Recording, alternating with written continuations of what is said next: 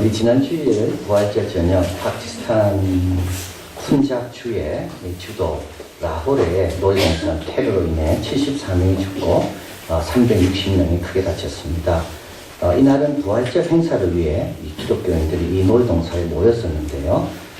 기독교인 타겟으로 해서 파키스탄 극단주의자의 한 분파가 여기에 테러를 저지른 겁니다. 그런데 기독교인만 아니라 놀이동산에 놀러온 많은 사람들도 희생을 당했습니다.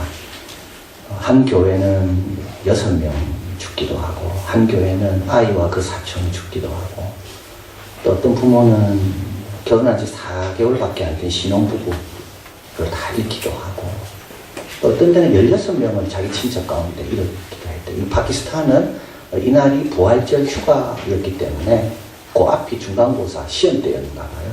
그 시험 다 끝나고 애들과 함께 놀이동산에 가고, 그래서 친구들과 같이 가는 겁니다. 친척들과 다. 그래서 16명을 잃기도 하고, 주 타겟은 이제 기독교인이었습니다. 파키스탄 기독교인들은 천민 출신이었고요. 그리고 영국 식민지 때 개종해서 기독교인으로 돌아온 분들입니다. 천민 출신이었기 때문에 지금도 여전히 파키스탄에서 제일 못 사는 그룹에 속해 있고, 이들만 모아놓은 그런 동네가 있는데 거기는 전기와 물도 주지 않고 그냥 거지처럼 살고 있는 게 파키스탄 기독교인들입니다. 공부를 해도 종교적인 이유 때문에 관공서 때 취직이 될 수가 없고 여러 가지 불이, 그래서 이들이 그런 여전히 천민처럼 살고 있는 이들이 부활절날 모여서 참 부활의 기쁨을 나누려고 하다가 이런 피해를 입었습니다. 그런데 우리 하나님께서는 이런 희생과 이런 죽음을 헛되지 않는 것을 우리가 알게 됩니다. 지난 2013년 9월 올 세인트 처치에서 예배드리는 성도들이 여전히 또 테러로 81명이 죽었습니다. 원래 파키스탄은 이런 테러가 없는 나라였습니다. 무슬림 국가였지만 이렇게 극단주의자는 없었는데 오사마 빈 라덴이 중동에서 파키스탄, 아프가니스탄으로 넘어오면서 이 파키스탄 지역에, 아프가니스탄 지역에 아주 극단적인 무슬림을 심어놓은 겁니다. 그래서 그때부터 지금 이 나라는 이렇게 핍박하는 이런 테러 국가로 바뀌었습니다. 2013년도 이때도 올 세인트 교회에서 예배드리는 성도들이 예배 중에 폭발에 의해서 82명이 성도가 죽습니다. 그런데 우리 하나님은 이게 끝이 아닙니다. 한 달 반쯤 지나서 이 슬픔과 이 아픔과 이 두려움을 위로해 주기 위해서 그 시민들이 연대를 해서 이 교회를 인간띠를 만들고 다 둘러싸며 우리와 함께한다. 이런 마음을 또 보여주었습니다. 2월 29일입니다.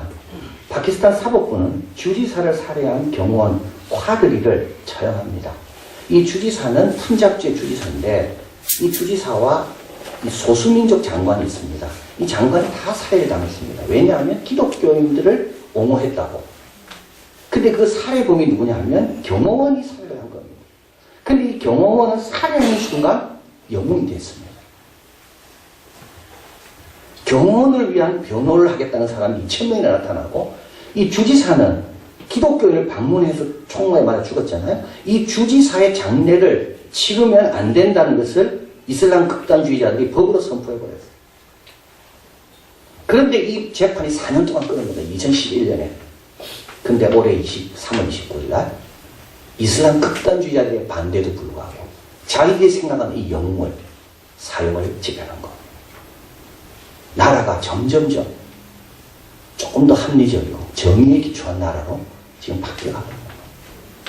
이번에도 이런 74명과 360명의 이런 사상자들, 이런 것으로 인하여 세계는 테러들에 대해서, 이슬람 극단주의에 대해서 더 경각심을 가지고 이들을 위로하며, 교회를 위로하며, 파키스탄에 이런 성도들이 있었구나, 이를 위해서 기도하고 후원하고 돕고. 터툴리아는 원래 로마 백부장의 아들이었습니다. 그런데 기독교인들이 순교하는 걸 보면서 기독교로 개종한 사람이 터툴리안입니다. 삼위일체 교리를 만들어낸 사람이, 이 단어를 만드는 터툴리안, 카르타고의 백부장의 아들입니다. 그런데 이 터툴리안이 이런 유명한 말을 합니다. 순교자의 피는 교회의 씨앗이다. 교회는 씨앗이 있어야 성장하는데 이 교회의 씨앗이 되는 게 뭐냐면 순교자의 피다. 저는 이 파키스탄에 대해서 쭉 보면서 크리스티아니티 인 파키스탄을 찾아봤거든요. 그러다가 우연히 크리스티아니티 인 코리아를 찾았습니다. 한국. 우리 한국도 초기 전주교 신도들이 핍박 많이 당하지 뭐. 그 순교의 피가 있었기 때문에 그 순교의 피의 씨로 인해서 오늘날 우리가 있는 거구나. 그래서 하나님이 거기에 남겨두신 이유는 그 척박한 땅에 그 가난하지만 그 모든 시설에 불이익을 당하지만 그래도 그들의 씨를 남겨두신 이유는 그들이 씨가 되기 때문에. 오늘 우리 예수님께서 제 아들에게 마지막 명령을 하십니다. 우리 예수님의 제자는 예수님을 본받기 위해서 따르는 자라 그랬습니다. 뭘 얻으려고 따르는 게 아니라요. 예수님처럼 되고 싶어서 따르는 자가 예수님의 제자라고 해요. 삶의 구석구석마다 예수님의 가르침의 원리를 그대로 실현하고자 하는 그런 사람. 예수님이 뭘 맡겨도 믿을 만한 사람. 그게 제자입니다. 근데 예수님은 이 제자들에게 마지막으로 명령하시고 분부하시고 유언으로 남긴 게 있는데 그게 내 증인이 되라는 겁니다. 제자는요, 예수님에 대해서 잘 배우는 자이면 동시에 예수님을 증거하는 자입니다. 예수님을 배우기 위하여 예수님께 오는 자면서 동시에 예수님을 증거하기 위해 흩어지는 자가 제자입니다. 우리 예수님은 부활 이전부터도 증인의 삶에 대해서 많이 강조하셨습니다. 그러나 그때는 아주 제한적이었습니다. 나에 대해서 말하지 마라 그랬어요. 하나님 나라에 대해서는 이야기하지만 나에 대해서는 이야기하지 마라 그랬어요. 제 아들이 엉뚱한 말을 할 수 있거든요. 아직 부활을 보지 않았기 때문에 나에 대해서는 말하지 마라. 그리고 이방인의 길 사마리아의 고을로 가지도 마라. 예수님은 가셨습니다. 그러나 그들에게는 가지 마라 그랬습니다. 왜냐하면 사마리아 사람과 유대 사람 사이가 너무 안 좋기 때문에 그걸 감당할 만한 그릇이 아직 안 돼서 그렇습니다. 그러나 부활하신 다음에 예수님은 이제 그들이 전할 내용이 다 완성됐기 때문에 예루살렘뿐만 아니라 땅끝까지 이르러 내 증인이 되라. 빌어서 말씀하시는 것. 그러면 누가 증인이 될 수 있을까요? 우리 예수님께서는 증인의 자격에 대해서 제 아들을 양육하고 훈련하고 보여주셨는데 증인의 자격은 다음 셋입니다. 첫째는 보고 경험한 것이 있어야 합니다. 여러분 증인과 증인 아니지 않은 사람 차이는 딱 한 가지입니다. 본 게 있냐 없냐 그 차이뿐입니다. 뭘 많이 배우면 그건 상관없어요. 사회적 지위에 아무 상관없어요. 아무리 많은 걸 갖고 있어도 내가 봐야 될 걸 보지 못한 사람은 그건 증인이 될 수가 없습니다. 증인이 되려면요. 예수님에 대해서 알아야 됩니다. 예수님에 대해서 확신이 있어야 됩니다. 예수님의 제자들은 예수님이 오병이어의 기적 행하는 것도 보았고 풍랑 있는 배 위에서 잠잠케 하는 것도 보았고 예수님이 겟세마네 동산에서 눈물 흘리며 기도하는 것도 보았고 예수님이 부활하신 다음에 못자국 창자국 보여주시면서 함께 음식을 나누는 그것도 보았고 가룟 유다가 죽은 다음에 그 자리를 대신할 두 사람을 추천하게 됩니다. 요셉과 마리아. 근데 그 조건은 딱 하나입니다. 세례 요한의 세례부터 우리 예수님 승천할 때까지 항상 우리와 함께 다니는 사람. 예수님에 대해서 잘 아는 사람. 예수님과 함께한 사람. 그 사람이 증인이 될 수가 있습니다. 마가복음 3장 14절 같이 읽어봅니다. 이에 12를 세우셨으니 이는 자기와 함께 있게 하시고 또 보내사 전도도 하며 전도하려면 뭐부터 있어야 돼요? 함께 있어야 됩니다. 그래서 예수님이 오라 할 때 와야지 예수님이 가라 할 때 갈 수가 있는 겁니다. 그럼 오늘 우리는 어떻게 예수님을 경험할까요? 지난주 엠마오로 가는 제자들이 경험한 것과 똑같습니다. 우리 길에서 경험합니다. 우리의 삶의 현장에서 예수님을 만날 수가 있습니다. 다윗은 내 심장이 날마다 나를 경험한다고 했습니다. 숨 쉬면서도요 예수님의 사랑을 경험할 수가 있습니다. 고난이 있습니까? 좋을 때입니다. 예수님을 붙들고 체험할 수 있는 너무 좋을 때입니다. 이런 평안합니까? 너무 좋을 때입니다. 이 평안이 어디서 왔고 이 평안을 주신 분을 기억하면요 내가 거기서 또 예수님을 체험하는 겁니다. 길에서 얼마든지 예수님 체험할 수가 있습니다. 그리고 또 성경을 열어주실 때 우리의 마음이 뜨겁지 아니하다면 하나님 말씀 앞으로 나오면 거기서 우리가 또 예수님을 만나게 됩니다. 그리고 마지막으로 교회에서 주님께서 떡을 떼실 때 자기를 드러내셨다 그랬습니다. 교회 생활을 통하여 여리고는요 한 명을 위해 무너진 게 아닙니다. 함께하는 물을 위해 무너진 겁니다. 홍해는 한 명을 위해 갈라지지 않았습니다. 함께하는 물을 위해 갈라진 겁니다. 이렇게 함께할 때 우리는 예수님을 경험하는 겁니다. 자, 그래서 예수님을 경험하고 예수님을 체험하고 예수님을 잘 아는 자가 그가 증인이 될 수가 있다. 두 번째로 증인은 삶의 변화가 있어야 됩니다. 그분을 닮아가야 됩니다. 그분의 삶과 교훈을 우리 삶에 자꾸 적응하는 겁니다. 나는 마음이 온유하고 겸손하다 그랬습니다. 여러분 예수 믿는 사람은요 겸손해야 됩니다. 대접받고 싶은 대로 남을 대접하라 그랬습니다. 이웃을 내 몸처럼 사랑하라 그랬습니다. 남의 아플 때 내가 그 입장이 되면 얼마나 힘들까 이렇게 생각할 줄 알아야 됩니다. 배고픈 사람은 얼마나 배고프고 그렇게 생각할 줄 알아야 됩니다. 대접받고자 하는데도 대접하라고. 우리 예수님 이것까지 참으라 그랬죠. 그리고 자기를 잡으러 온 대제사장의 종 말고 그 귀를 고쳐주십니다. 선을 행하고 이것까지 참는단 말은 하나님보다 앞서지 않는 겁니다. 하나님보다 앞서지 않는 것. 이걸 가리켜서 보이지 않는 사역이다. 무의식적인 영향력이다. 자, 이런 글을 읽었는데요. 자, 이게 우리의 소원이 되면 좋겠습니다. 당신이 나에게 갔을 때 나는 그분을 느꼈다. 당신의 눈을 통해 그분이 나에게 인사했고 당신의 마음을 통해 그분의 사랑이 빛났다. 그때 당신은 보지 못했고 그 대신 나는 그리스도를 보았다. A.B. 브루스는 성화를 다음과 같이 정의합니다. 과거의 모습으로부터는 더 멀어지고 주님과 더 가까워지는 것.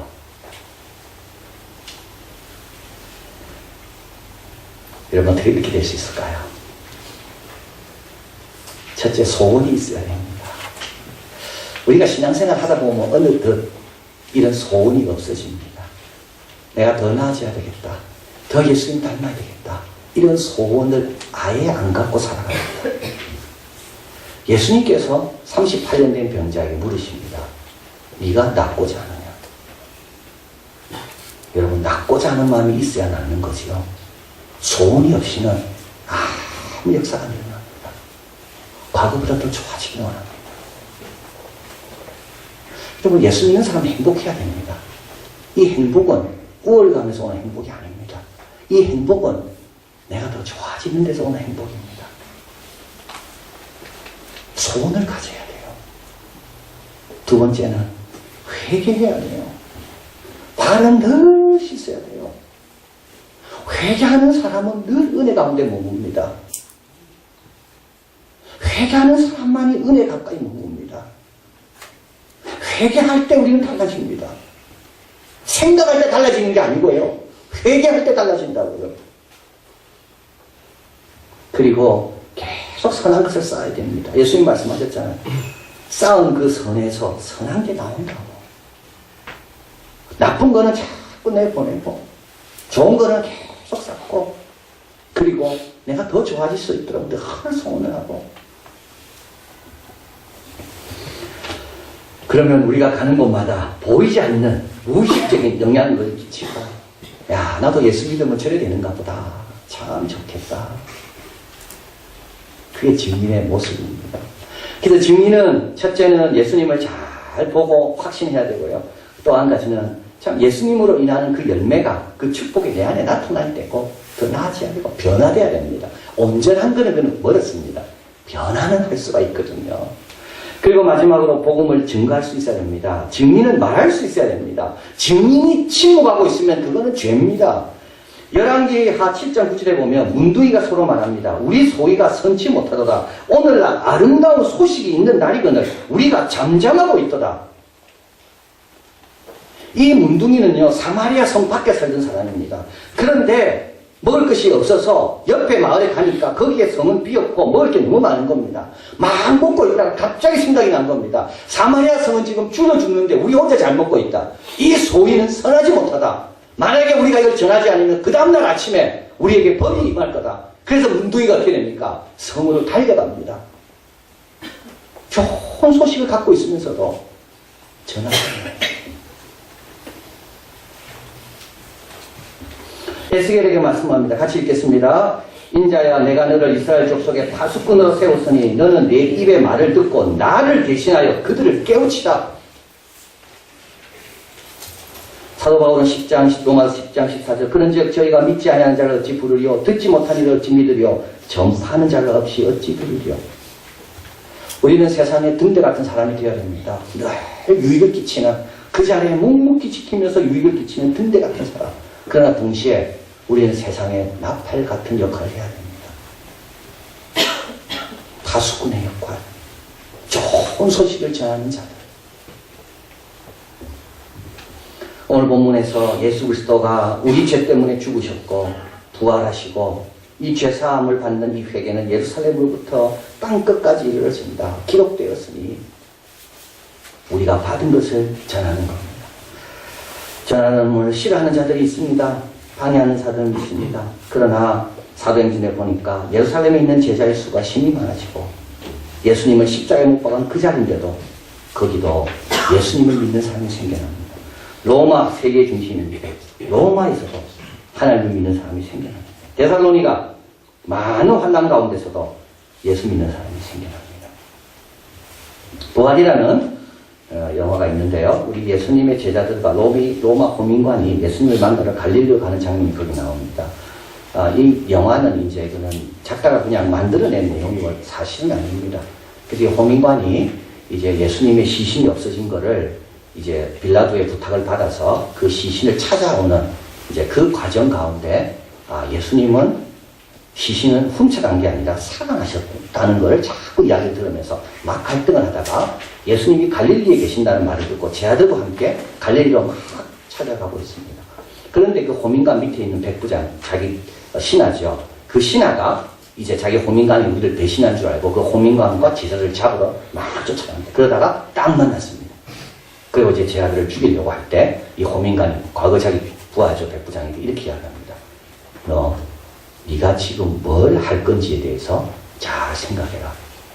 너가 지금 이 사람들을 해치면 인류의 미래가 달라질 것이다. 이 사람들의 손에 인류의 미래가 있다. 이 말을 딱 합니다. 그리고 이제 영화는 그 인류의 미래가 있는 제자들을 딱 비춥니다. 근데 얼마나 초라하게 보이는지 거지와 같습니다. 로마 병사가 입은 옷에 비하면요. 이들은 누더기를 입고 있습니다. 근데요. 그 안에 뭐가 있을까요? 보배가 있는 거예요. 요셉이 감옥에 있어서도요. 애고방을 구원할 수 있는 거는요. 그 안에 뭐가 있었을까요? 꿈을 해석하는 게 있었기 때문에 그렇습니다. 좋은 소식을 갖고 있는 그게 중요한 거지. 어떤 옷을 입고 있는가는 하나도 중요하지 않더라고요. 우리 예수님께서 제 아들을 보내시면서 이렇게 말씀합니다. 아버지가 나를 보낸 것처럼 나도 너희를 보낸다. 아버지가 아들을 어떻게 보냈을까요? 고생하라고 보냈겠습니까? 정말 파키스탄보다 더 척박한 땅에 당신의 아들을 보내실 때 너 가서 고생친다 하고 와라 이렇게 보내십니까? 아닙니다. 신실하시고 사랑이 많으신 아버지는 그와 동행하시고 이는 내 기뻐하는 자다. 너희는 저의 말을 들어라. 늘 동행하시며 위로하시고 함께하시고 역사하시고. 우리 예수님께서 제 아들을 보내실 때 그냥 보내실까요? 아버지가 나를 보낸 것처럼 나도 너희를 보낸다. 겉모습은 초라해. 파키스탄에 있는 불가치 측민처럼. 그러나 그렇기 때문에 주님이 더 위로하시고 더 함께하시는 겁니다. 마가복음 16장 20절 제 아들이 나갑니다. 두루 전파하세요. 주께서 함께 역사하사 그 따르는 표적의 말씀으로 확실히 증거하시고. 사도행전 14장 3절 두 사도가 오래 있어 주를 힘입어 담대히 말하니 주께서 저의 손으로 표적과 기사를 행하게 하여 주사 자기 은혜의 말씀을 증거하십니다. 아무 걱정할 필요 없고요. 우리는 오늘 주신 말씀처럼 증인의 자격을 갖추기 위해서 주님을 더 많이 경험해야 됩니다. 저는 대학 때만 해도 여러 사람들이 하나님이 살아계시냐 이런 질문을 하면 뭐로 증명을 할까 고민을 많이 했습니다. 어떤 책이 좋을까? 지금은요, 누가 저한테 그 질문을 하면요, 정신이 없으십니다. 왜냐하면 너무 많기 때문에 어디서부터 말을 해야 될지 몰라요. 지금은 그런 책이 아무 필요도 없고 의지할 필요도 없습니다. 왜냐하면 지금까지 하나님이 나와 함께 하시며 도우신 것이 너무나도 귀하고 너무나도 생생하고 너무나도 분명하기 때문에 오히려 너무 많아서 어디서부터 내가 말을 해줘야 될지 그걸 찾으려고 지금 머뭇거리는 겁니다. 어제도 도우셨고 그제도 도우셨고 오늘도 함께 하실 거고 내일도 함께 하실 것이고 부모에 대해서 자식만큼 잘하는 사람이 누가 있을까요? 같이 밥을 먹고 같이 잠을 자고 어려움도 같이 경험하고 문제 앞에서 같이 해결하고 그 자녀만큼 그 부모에 대해서 확실하게 증거할 사람이 누가 있습니까? 우리 눈이 좀 열리고 귀가 좀 열려야 됩니다. 마음이 좀 열려야 됩니다. 오늘도 동행하시고 해를 뜨게 하고 지게 하시고 계절의 변화를 일으키시고 꽃을 피게 하시는 그 하나님의 그 아름다운 손길들을 날마다 경험한다면 우리가 어디 가서 하나님을 모른다고 부인하고 하나님 아니라고 부를 때 우리가 숨겠습니까? 내 호흡보다도 더 확실한 것이 내 하나님이신데